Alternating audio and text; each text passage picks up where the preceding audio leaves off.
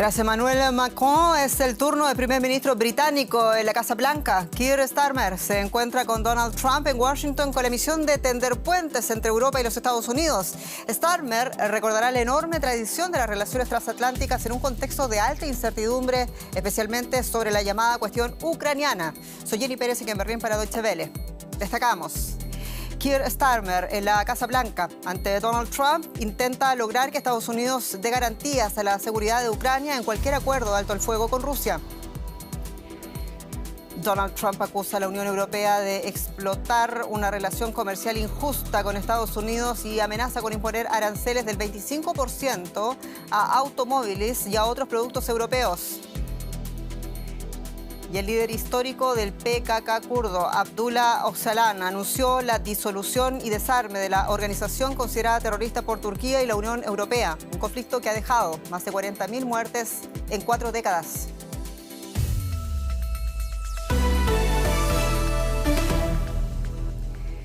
Keir Starmer, el primer ministro inglés, está de visita oficial en los Estados Unidos con una tarea altamente compleja pero necesaria: trasladar hasta el despacho Oval las preocupaciones europeas en torno a la evolución de las negociaciones estadounidenses con y sobre Ucrania.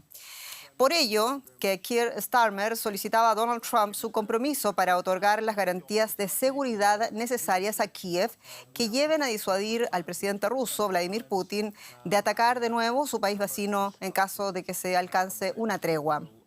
Un paso en esta dirección podría darse con el acuerdo sobre minerales raros que está previsto que Volodymyr Zelensky, el presidente de Ucrania, firme mañana en este mismo despacho, en el despacho Oval, con los Estados Unidos, ello a cambio de asegurarse su ayuda militar y económica. Con respecto a una posible adhesión de Ucrania a la OTAN, Trump descartó que esto se vaya a producir, aludiendo a que esto fue uno de los motivos que propició la invasión de Rusia en el año 2022. Y Starmer tuvo solo palabras de cautela y agradecimiento al presidente de los Estados Unidos. Vamos a revivir ese momento. Señor presidente, me alegra su profundo compromiso personal para lograr la paz y el cese de esta matanza. Ha generado un momento de enormes oportunidades para lograr un acuerdo de paz histórico. Un acuerdo que estoy convencido de que será celebrado en Ucrania y en todo el mundo.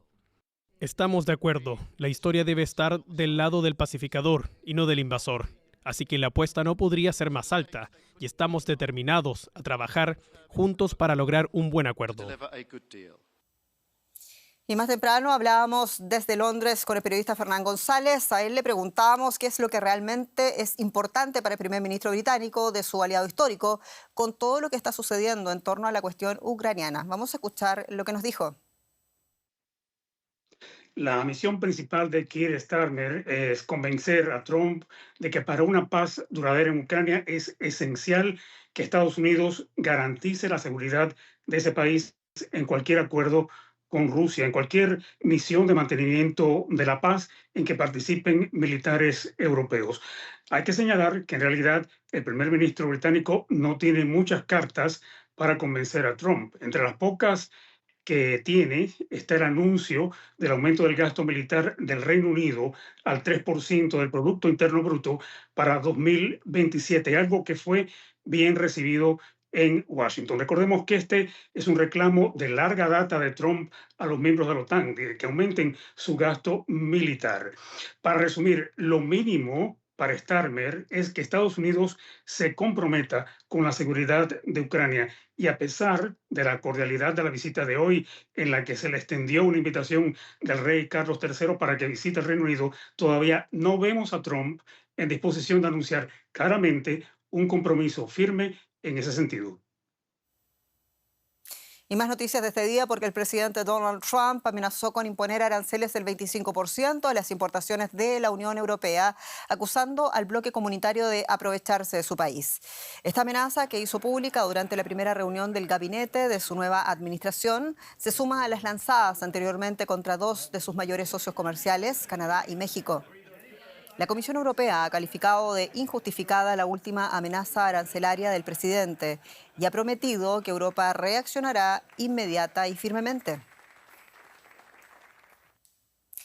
Donald Trump no dio detalles, pero dijo que muy pronto haría un anuncio oficial e hizo hincapié en lo que calificó de injusta relación comercial. Escuchemos. El caso de la Unión Europea es muy diferente al de Canadá. Se han aprovechado de nosotros de otra forma.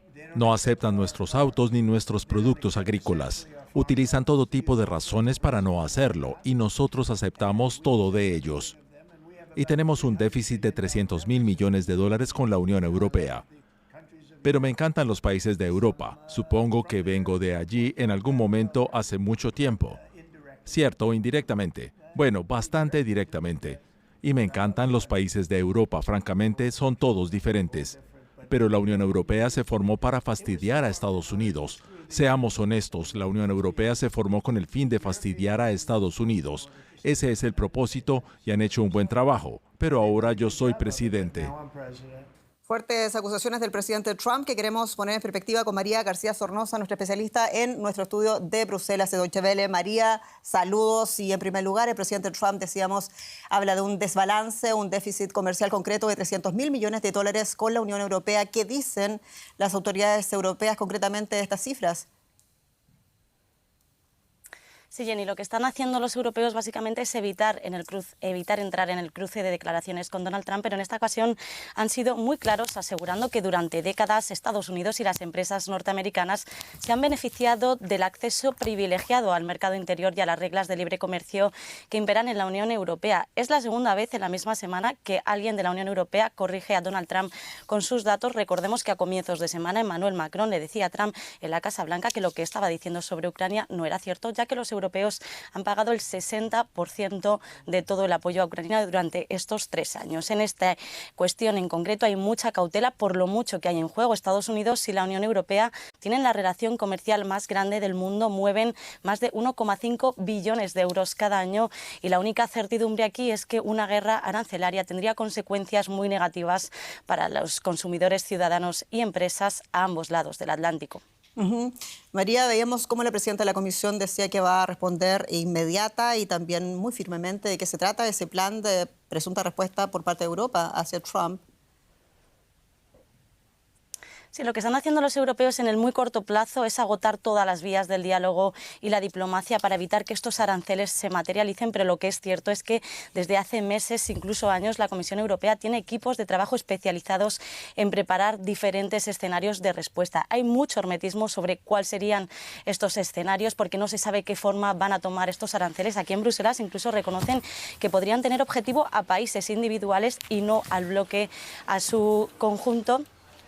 Hay, como decíamos, mucho hermetismo y también hay muchos precedentes, porque recordemos que en el primer mandato de Donald Trump en 2018 ya puso aranceles a la Unión Europea y la Unión Europea respondió con aranceles a productos norteamericanos como las motocicletas Harley Davidson. Lo que está claro es que Bruselas ha dejado clara su respuesta, responderá de forma firme, con mucha firmeza y con mucha proporcionalidad, pero independientemente de lo que ocurra con esta guerra arancelaria, lo que está claro es que la relación transatlántica está más fría que nunca. Ayer veíamos cómo Marco Rubio, el secretario de Estado estadounidense, daba plantón en Washington a Kaja Kallas, la jefa de la diplomacia comunitaria.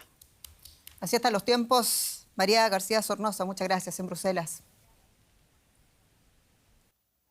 Y consecuencias económicas y financieras con mi colega Rosa Casals. Muy bienvenida. ¿Qué tal, Jenny? Consecuencias en muchos sectores este anuncio de Donald Trump, porque genera, por ejemplo, efectos en la industria europea del automóvil. Las caídas superan el 3%, dejando a los fabricantes de autos y componentes a la cola de la bolsa europea en un día de pérdidas generalizadas. Las acciones de algunas de las principales automotrices alemanas se desplomaron.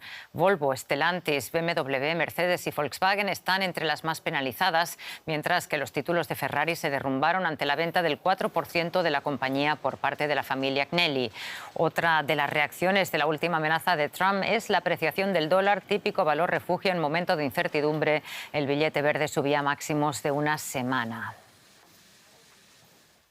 Desde México, la presidenta Claudia Sheinbaum anunció una vez más este jueves que confía en que llegarán a un acuerdo con Donald Trump para evitar la imposición de aranceles. El mandatario estadounidense confirmó esta mañana que la medida entraría en vigor en México y Canadá el próximo 4 de marzo.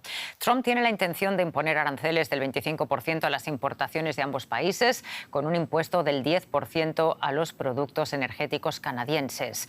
A través de un mensaje en su red social, el mandatario responsabilizó a estos países por los volúmenes de fentanilo que ingresan a Estados Unidos y anunció además que duplicará el arancel universal del 10% aplicado a las importaciones de China. Sheinbaum aseguró que el tráfico de fentanilo no solo se da de México hacia Estados Unidos, como lo hace ver el presidente Trump, sino también a la inversa, desde Estados Unidos hacia territorio mexicano. Bueno, y hablando de Estados Unidos, el precio de los huevos en ese país podría aumentar al menos un 41% este año, según las proyecciones del Departamento de Agricultura estadounidense. La causa es un brote de gripe aviar que se inició hace 3 años y que no se terminó de controlar, lo que ha obligado a sacrificar a 160 millones de aves para frenar la propagación del virus. Esto provocó que solo en febrero el precio de una docena de huevos alcanzara en promedio casi los $5. En algunos supermercados se nota la escasez, mientras que en otros se ha optado por restringir la venta del número de huevos por persona. En enero, 2/3 del incremento de la inflación de los alimentos se debió a la subida de los huevos y desde entonces sube más. Un fenómeno que analizamos con nuestra compañera en Nueva York, Ana. ¿Qué está haciendo el gobierno para bajar este costo? El Departamento de Agricultura ha puesto en marcha un plan que de momento tiene una financiación de $1.000 millones con varios puntos. Uno de ellos se centra en las medidas de higiene y descontaminación. Otro es un alivio financiero para los granjeros. También se quieren eliminar las restricciones de ventas exclusivas, por ejemplo, de huevos de gallina de crianza libre. Se van a explorar posibles vacunas y además se contempla aumentar las importaciones de huevos de otros países. Muchas de estas medidas ya estaban puestas en marcha por la administración de Joe Biden sin demasiado éxito porque esta gripe aviar está en marcha desde el año 2022 y ahora ya es una de las más largas de la historia.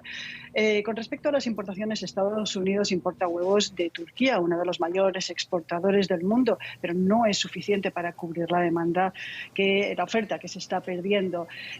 Holanda, Polonia y Alemania también son países que exportan huevos, pero dentro de un mes va a haber posiblemente aranceles a todas las exportaciones de la Unión Europea. Por lo que se respecta a las vacunas, es una situación bastante complicada porque la mayor parte de los granjeros no las quieren.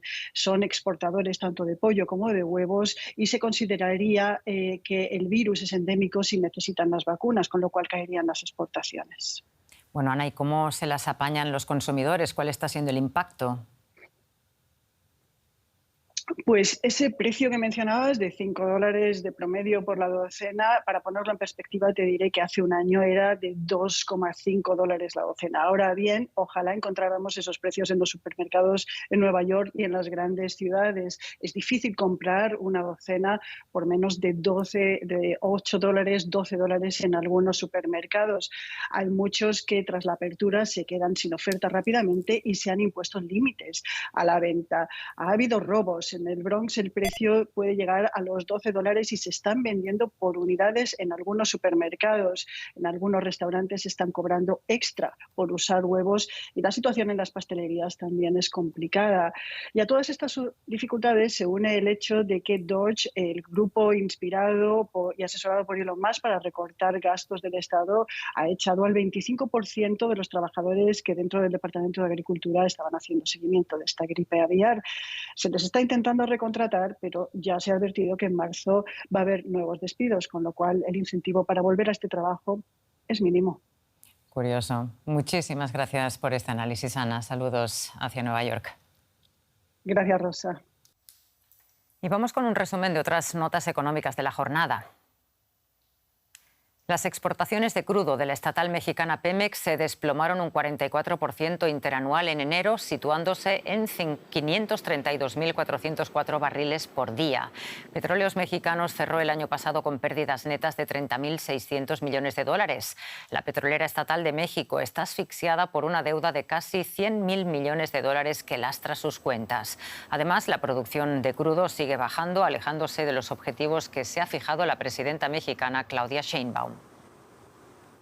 La Fiscalía de Panamá sugirió anular por inconstitucional la concesión otorgada en 1997 a una empresa china para operar 2 puertos en el Canal de Panamá.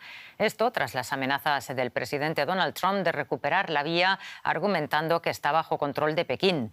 Actualmente la empresa china está siendo auditada para determinar si cumple sus compromisos financieros con el Estado panameño.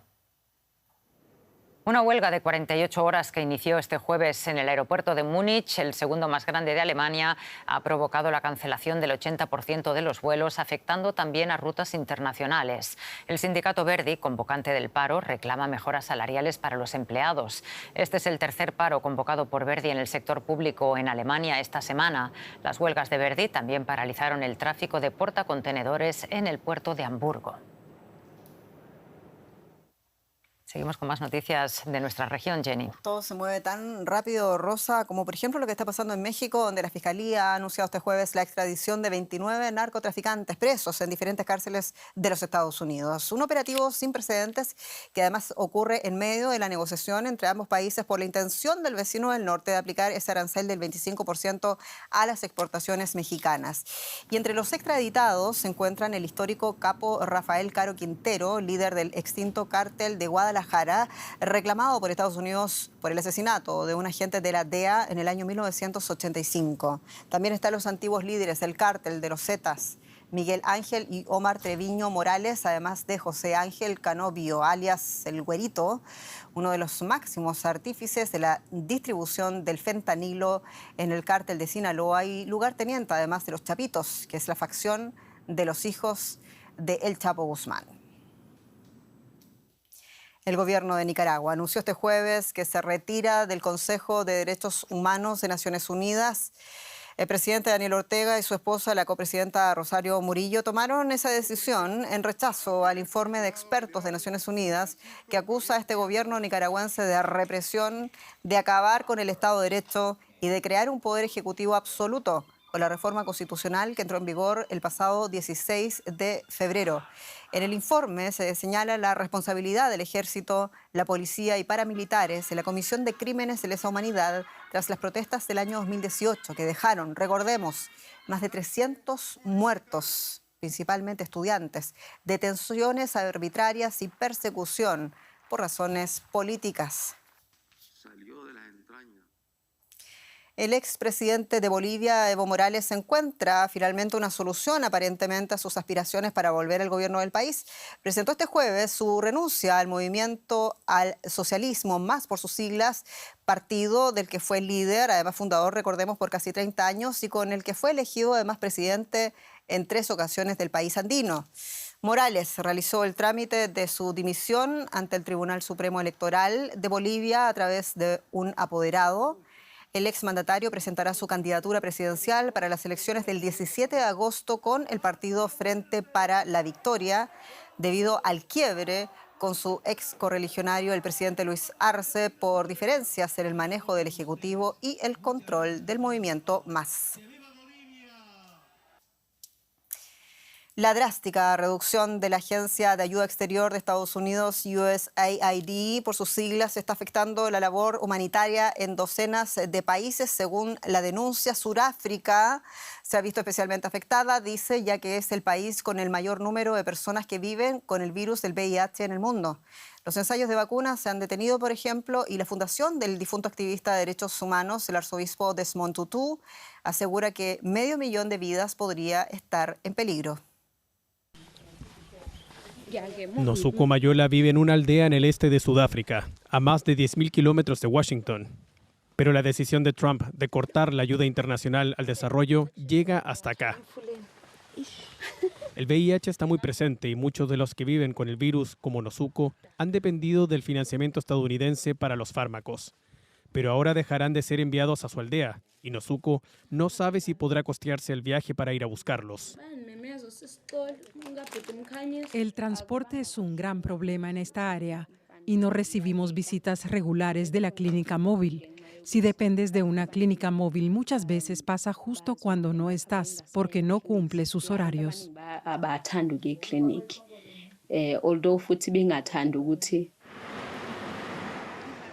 También hay centros de salud financiados por Estados Unidos que están cerrando a causa de los recortes de Trump. La gente aquí teme que aumenten las muertes y las infecciones por VIH.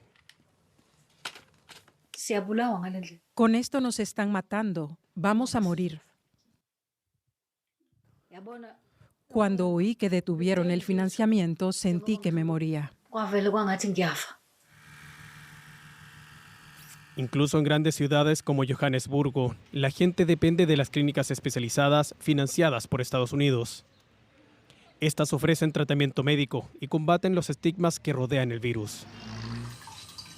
Esta activista, que toma medicamentos preventivos contra el VIH, afirma que si las personas son obligadas a ir a hospitales públicos, se van a saltar su tratamiento. Y tiene un mensaje para el presidente de Estados Unidos.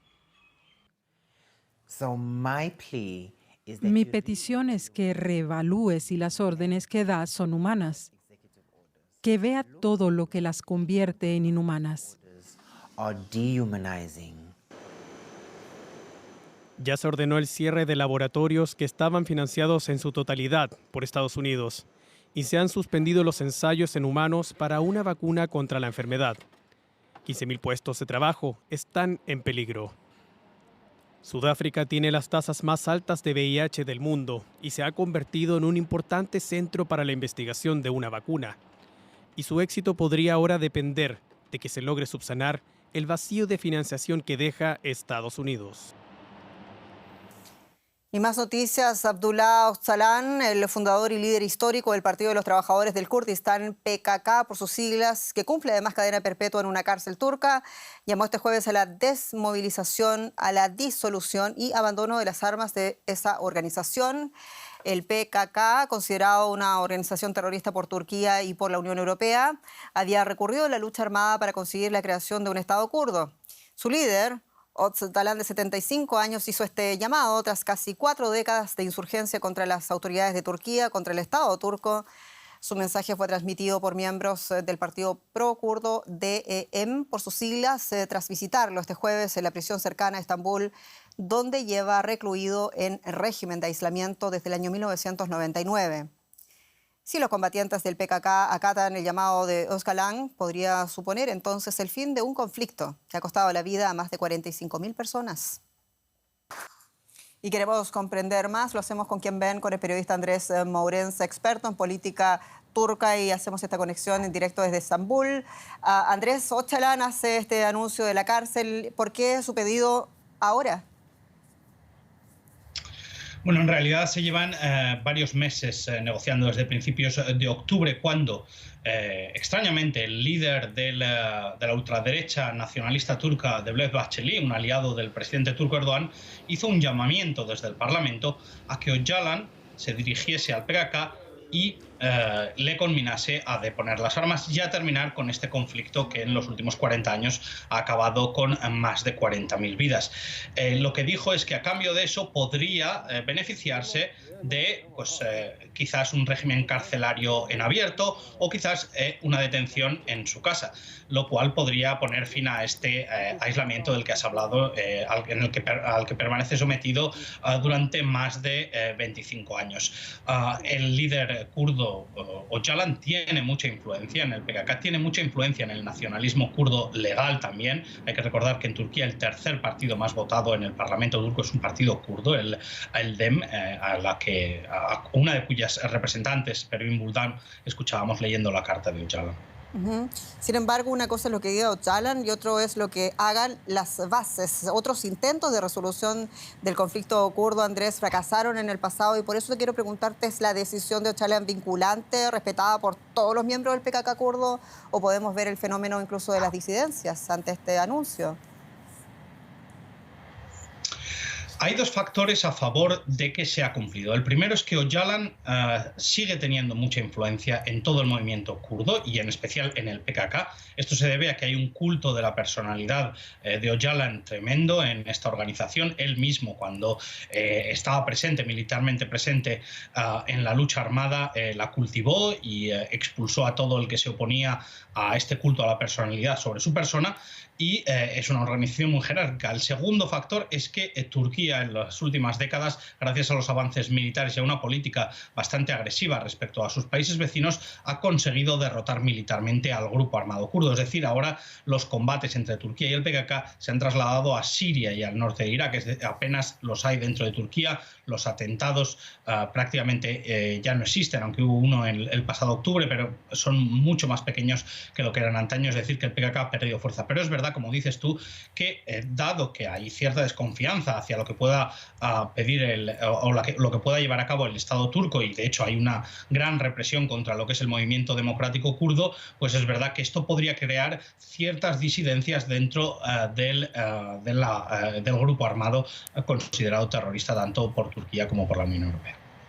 Mucho dolor ha generado este conflicto. Gracias, Andrés Maurenza, en Turquía.